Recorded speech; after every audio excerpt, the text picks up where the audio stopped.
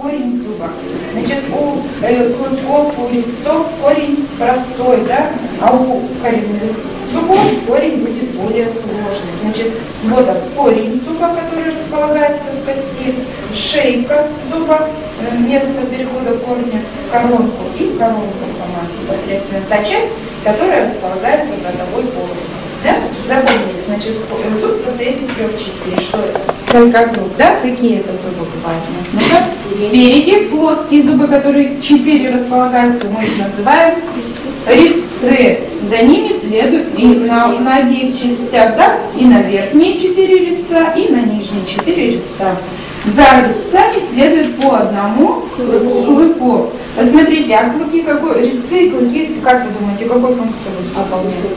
Клыки, так, помогают откусывать пищу. Вот у хищных животных, млекопитающих, у них клыки очень хорошо развиты, да? У человека в связи с тем, что он, в отличие от животных, разговаривает, у него, посмотрите, клыки меньше, чем, незначительно отличаются от резцов, да? Это связано с тем, что человек совершает сложные движения нижней челюстью. Когда он говорит, при образовании, при формировании звуков, ему нужно совершать движение челюсти, а нижней относительно верхней, влево, вправо. Вот в связи с этим клыки у него как бы утрачивают свое первоначальное значение, они становятся менее отличимы от резцов.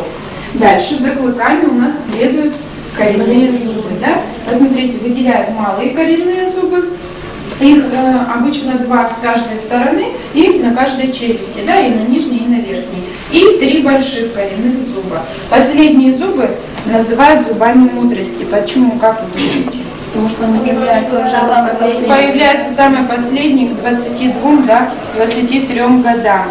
Верно, их называют зубами мудрости. А ко скольки годам у человека начинают формироваться зубы? Нет, к 6-8 месяцам у ребенка начинают формироваться зубы. А когда происходит смена? Значит, мы сказали, что молочных зубов 20, где-то в 7-8, да, лет происходит смена молочных зубов на постоянные. Да, хорошо. Значит, мы с вами что о зубах теперь знаем? Что можем сказать? Из каких веществ состоят? И как вещество называется костная? Дентин, верно. Снаружи оно у нас чем защищено? Двойной эмалью. Внутри располагается полость и где находятся кровеносные сосуды и нервные окончания. Верно. Зуб состоит из 3 частей.